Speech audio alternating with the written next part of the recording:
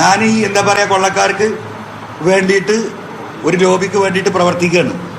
അതായത് പോലീസിനെ കൊണ്ട് വലിയ ശല്യമുണ്ട്. ഇത് ആരുടെ സ്റ്റേറ്റ്മെൻറ്റാ? സി എം എന്നീ പറഞ്ഞ സ്റ്റേറ്റ്മെൻറ്റ് ആരുടെ സ്റ്റേറ്റ്മെൻറ്റാ? എം.ആർ. അജിത് കുമാറിൻ്റെ സ്റ്റേറ്റ്മെൻറ്റായിട്ട് ആദ്യം വന്നതല്ലേ? ഡി ജി പിക്ക് സ്റ്റേറ്റ്മെൻറ്റ് കൊടുത്ത് ഇറങ്ങുമ്പോൾ എം.ആർ. അജിത് കുമാർ കൊടുത്ത സ്റ്റേറ്റ്മെൻറ്റ് എന്താ?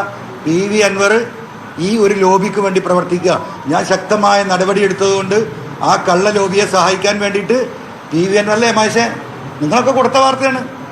ആ സ്റ്റേറ്റ്മെൻറ്റാണ് ബഹുമാനപ്പെട്ട മുഖ്യമന്ത്രിയെ കൊണ്ട് ഇന്ന് തെറ്റിദ്ധരിപ്പിച്ചിട്ട് ഇവർ പറയിപ്പിച്ചിട്ടുള്ളത്.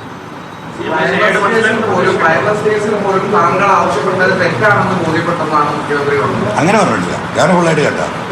വയർലെസ് കേസിൽ ഞാൻ പറഞ്ഞത് തെറ്റാണെന്ന് സി എം പറഞ്ഞില്ല. അരുണ എവിടെയാണ് കേട്ടതെന്ന് പറഞ്ഞു? ഇപ്പോഴും പറഞ്ഞുകൊണ്ടിരിക്കുന്നത് മുഖ്യമന്ത്രി തെറ്റിദ്ധരിക്കപ്പെട്ടു എന്നുള്ളതാണ്.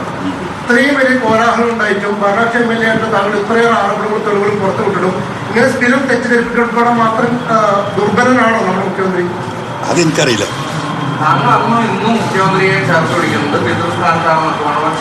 ഇപ്പോഴും ഈ നിമിഷവും ഞാൻ പറഞ്ഞുതരാ, ഞാൻ ഇനിയിപ്പോൾ ഇരുന്ന് ഈ പറഞ്ഞ പോലെ ഇവരുടെ ചവിട്ടി പുറത്താക്കുകയാണെങ്കിൽ മനസ്സിലായോ, ഞാൻ മുഖ്യമന്ത്രിയെ തള്ളിപ്പറയാൻ ഞാൻ ഉണ്ടാവില്ല.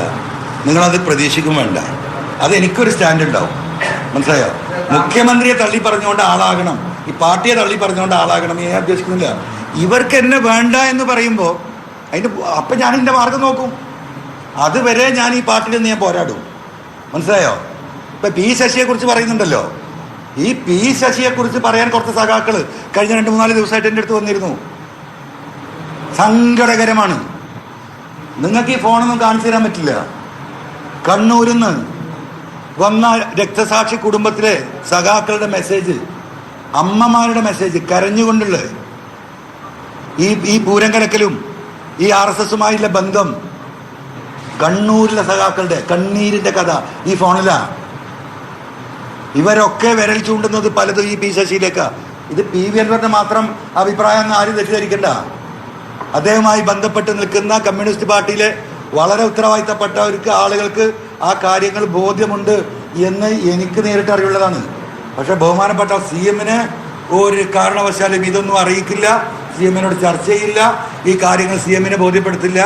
എന്നാൽ പലരും സി എമ്മിൻ്റെ വേണ്ടപ്പെട്ട ആളുകളാണ്. ആ വേണ്ടപ്പെട്ട ആളുകൾ ആത്മാർത്ഥപരമായിട്ടാണ് സി എമ്മിനെ സ്നേഹിക്കുന്നതെങ്കിൽ ഈ വിവരം എന്താ സി എമ്മിന് കൊടുക്കാത്തത്? എന്താ കൊടുക്കാത്തത്? സി എം പോയിട്ട് പൊട്ടക്കിണറ്റിൽ ചാടിക്കോട്ടെ എന്നാണോ അവരെ വിചാരം?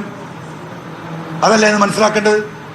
ഞാൻ ഈ കാര്യങ്ങൾ മനസ്സിലാക്കുന്നത് പോലെ തന്നെ പാർട്ടിയിലെ ഉത്തരവാദിത്തപ്പെട്ട ഒരുവിധം ആളുകൾക്കൊക്കെ ഇത് മനസ്സിലായിട്ടുണ്ടല്ലോ. ഇവരെന്താ സി എമ്മിൻ്റെ അടുത്ത് പോയിട്ട് സി എം അങ്ങനെയല്ല, ഈ കാര്യങ്ങൾ ഇങ്ങനെയാണ്, ഇതൊന്ന് പരിശോധിക്കേണ്ടതുണ്ട്. എന്താ ഇവർ പറയാത്തത്? ഇവരുദ്ദേശം എന്താ? ഈ മനുഷ്യനെ കൊണ്ട് പൊട്ടക്കിണറ്റിൽ ചാടിക്കാൻ ഉറപ്പാണ്. ഇന്നത്തെ പത്രസമ്മേളനത്തെ കൂടി എനിക്ക് ഉറപ്പായത് ഇദ്ദേഹത്തെ പൊട്ടക്കിണറ്റിൽ ചാടിക്കാൻ നിൽക്കുന്ന ഒരു വിഭാഗമാണ് അദ്ദേഹത്തിൻ്റെ ആളുകൾ എന്ന് പറയുന്നത്. അതൊരു ശശിയും എം.ആർ. അജിത് കുമാർ മാത്രമൊന്നുമല്ല, പാർട്ടിയിലെ ഉത്തരവാദിത്തപ്പെട്ടവരും അദ്ദേഹത്തെ മിസ്ഗൈഡ് ചെയ്യുന്നുണ്ടോ എന്നുള്ളത് സി എം ആണ് പരിശോധിക്കേണ്ടത്. ഈ പാർട്ടി അന്വേഷണത്തെ പി ശശിക്കെതിരെ അന്വേഷണം നടക്കുമോ എന്ന് ചോദിച്ചപ്പോൾ മുഖ്യമന്ത്രി പറഞ്ഞത് പാർട്ടിയുടെ നിലപാട് പറയാം എന്ന് പറഞ്ഞാണ്. ഒരു അന്വേഷണം ഇല്ല എന്ന് പ്രഖ്യാപിച്ചത്.